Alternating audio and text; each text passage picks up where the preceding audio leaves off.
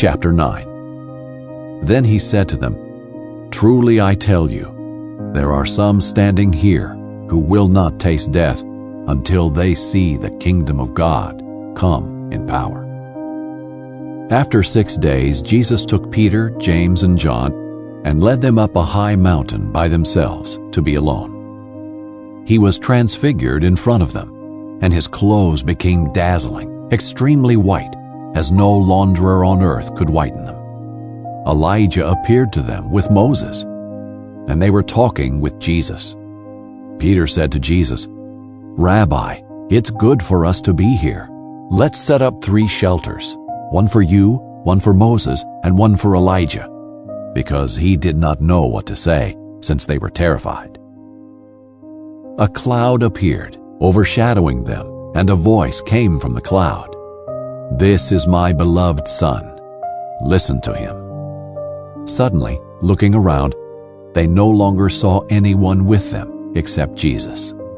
As they were coming down the mountain, he ordered them to tell no one what they had seen until the Son of Man had risen from the dead.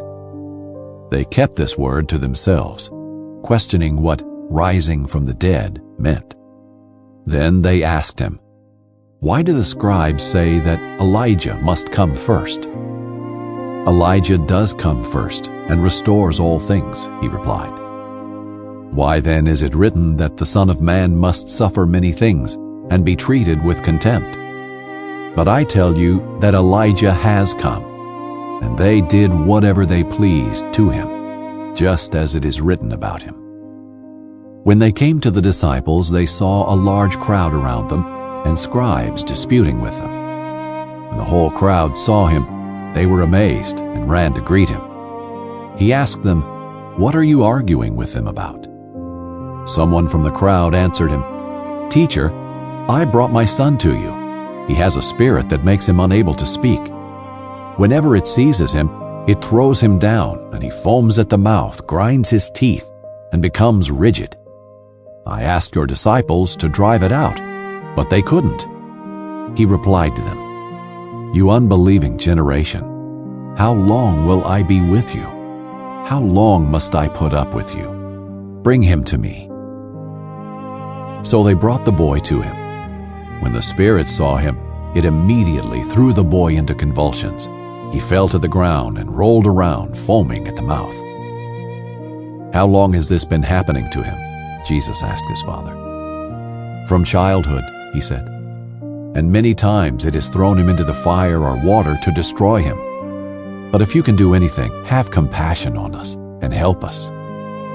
Jesus said to him, "If you can, everything is possible for the one who believes." Immediately the father of the boy cried out, "I do believe. Help my unbelief." When Jesus saw that a crowd was quickly gathering, he rebuked the unclean spirit, saying to it, "You mute and deaf spirit, I command you, come out of him and never enter him again." Then it came out, shrieking and throwing him into terrible convulsions. The boy became like a corpse, so that many said, "He's dead." But Jesus, taking him by the hand, raised him, and he stood up. After he had gone into the house, his disciples asked him privately, "Why couldn't we drive it out?" And he told them, "This kind can come out by nothing but prayer."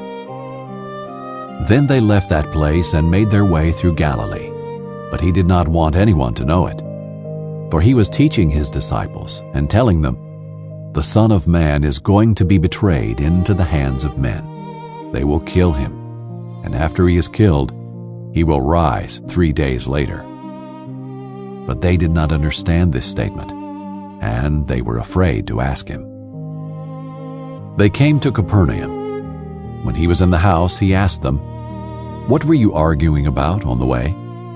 But they were silent, because on the way they had been arguing with one another about who was the greatest.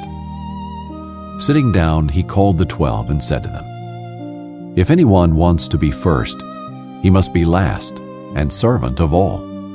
He took a child, had him stand among them, and taking him in his arms, he said to them, "Whoever welcomes one little child such as this in my name welcomes me.